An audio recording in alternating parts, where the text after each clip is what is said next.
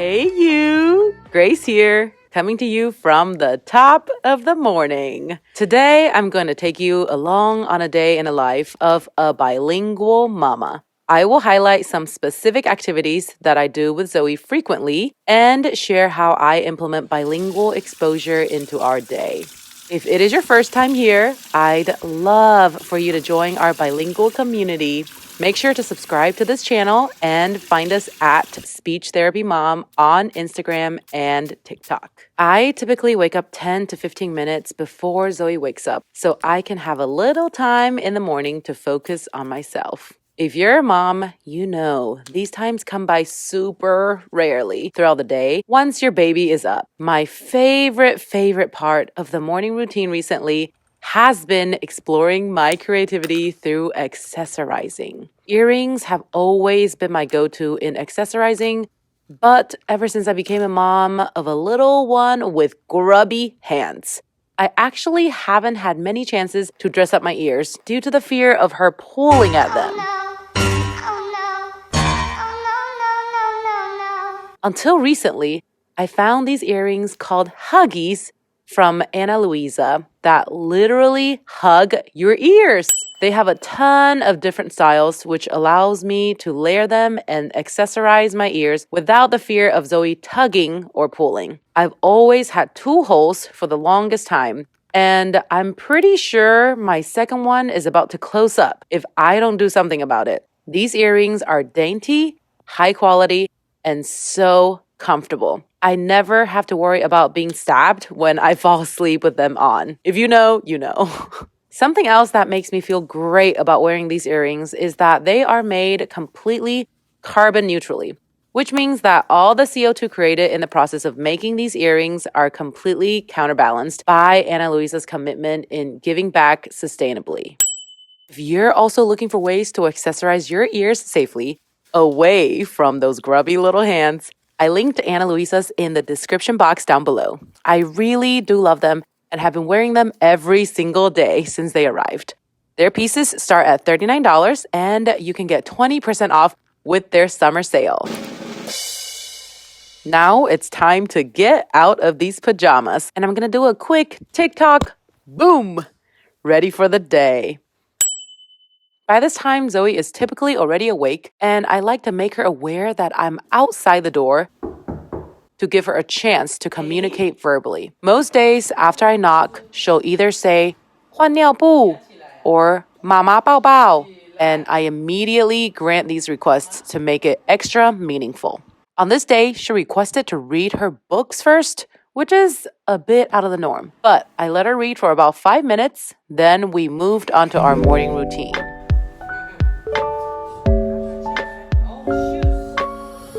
We are currently still in the weaning process of managing her eczema, so I apply some topical steroids on her before getting dressed.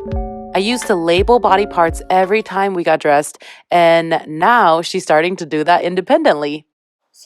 Another way I've been encouraging verbal output from her is by providing choices and letting her take the lead.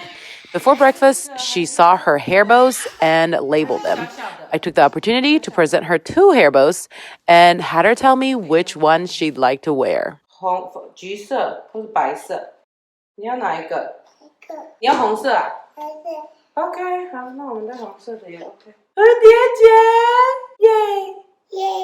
蝴蝶结，蝴蝶结。We then had some breakfast, pitted some cherries, and went outside for some bubbles. Bubbles are a great activity to elicit some early words because 1, there are lots of words surrounding this activity that starts with bilabial sounds, which means sounds that require both of your lips to come together to be produced, such as bubbles, pop, and blow.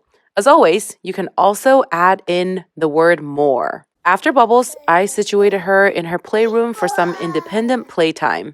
She chose to flip through some picture cards, which I am amazed at her desire to label through these without my prompting. Something I did from the very start, before Zoe was even verbal, is to repeat new concepts 2 to 3 times whenever I introduce her to a new word. Fast forward to now, she's starting to do that automatically, repeating it 2 to 3 times whenever I introduce a new word. Imi, Imi, Imi, Imi. Mango. Mango, mango, mango. While she plays by herself, I take the advantage of the time to put a meal together. Today, I am making her a bone broth because that's supposed to be gut healing and beneficial for her allergies and eczema. I like to pack the broth in with as much vegetables and roots as possible so she gets a wide range of nutrition. In this pot, I've got broccoli, king oyster mushrooms, carrots, Chinese yam, and the pork bones. While the broth simmers, I set Zoe up for lunch, and today she refused to eat anything except for corn.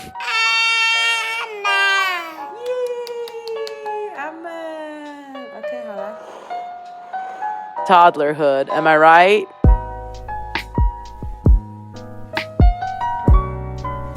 After lunch, it was time for a quick nap.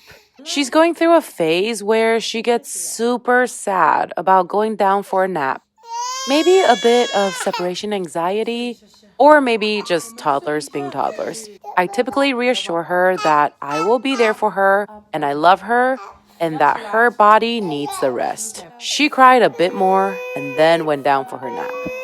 When she's down, I get to have some me time. This is when I typically engage with you guys on social media, respond to comments, answer your DMs, and enjoy a bowl of ramen. Yes, nothing hits like a steamy bowl of ramen. You guessed it, the nap was short-lived. So I had Lou go grab her and had her clean up her playroom with me. Cleanup time is actually great for targeting languages. I like to use the cleanup time to address short verb phrases such as pick up, put in, and put away. Since it was a hot day, I decided to drag out our doggy pool for Zoe to enjoy on the patio. I feel like water activities are the most low prep and low maintenance ways for moms to set up and not have to worry about anything else. I am always on the lookout for those types of activities, so please comment down below with activities that you set up for your little ones that are quick, easy, and stress-free. Once we got dried up, she was hungry for dinner. And guess her reaction to the broth I just made. She freaking inhaled it. Can you believe it? I feel so proud, so relieved, and I really hope this helps her with her allergies and eczema eventually.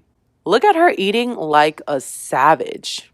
We ended the day with the Spanish challenge I promised you guys over on Instagram. Spanish challenge of the day, which you guys submitted these on Instagram for me. Okay, first one is hold my hand, like a command.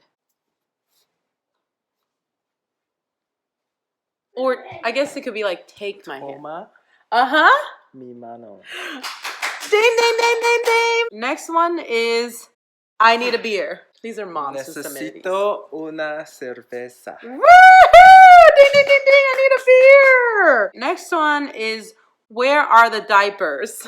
Something that is said frequently. ¿Dónde están? No, I don't know how diapers are. Where are the diapers? In Spanish is ¿Dónde están los pañales? Pañales? Pañales. Okay, this next one is hard, but I think it's because it's a tongue twister. 3 sad tigers swallowed wheat in a wheat field. You can just say what you know. I don't know wheat. 3 tigres triste. Swallowed. Like comer, to eat? I don't know. I don't know the word for swallow. Okay, what about a wheat field?